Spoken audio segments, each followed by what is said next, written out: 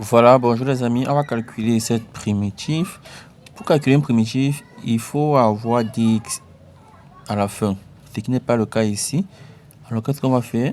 On va mettre tout d'abord dx, mais pour ne rien changer, on doit diviser aussi par dx. Donc voilà un peu ce que nous allons obtenir. On a fait fois dx sur dx, nous n'avons rien changé.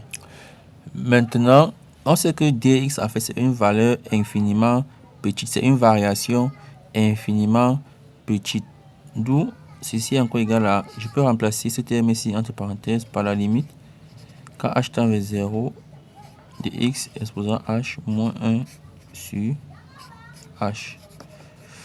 Donc je vais simplement remplacer ceci par la limite. Donc lorsque h tend vers 0, sa limite c'est encore ce terme ici, parce que je dis que h tend vers 0 signifie que dx est infiniment petit. Je vais donner cette limite-ci, je vais l'écrire sous forme, je vais écrire la x puissance h sous forme d'exponentielle. Quand h tend vers 0, ça c'est exponentielle de h ln de x. On connaît bien que a puissance x c'est exponentielle x ln de a. Donc ça c'est exponentielle h ln de x dx. On a cette limite-ci. Le numérateur, lorsque h tend vers 0, on a 0, exponentielle 0, ça va faire 1 moins 1, 0. Lorsque h tend vers 0, on aura 0. Donc lorsque h tend vers 0, nous avons 0 sur 0 qui est une forme indéterminée. Et lorsqu'on a un tel cas de figure, on va appliquer la règle de l'hospital pour lever l'indétermination.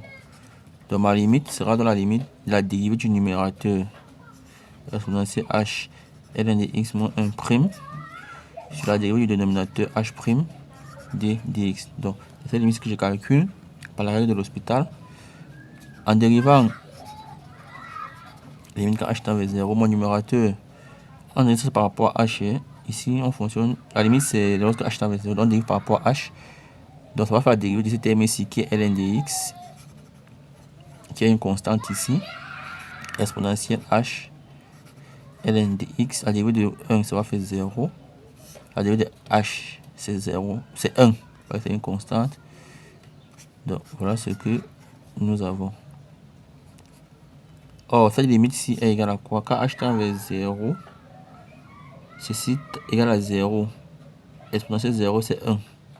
Donc on aura 1, on aura simplement ici ln de x. Cette limite ici, quand h tend vers 0, c'est ln de x parce que ceci va donner 0, exponentielle 0 c'est 1 dx.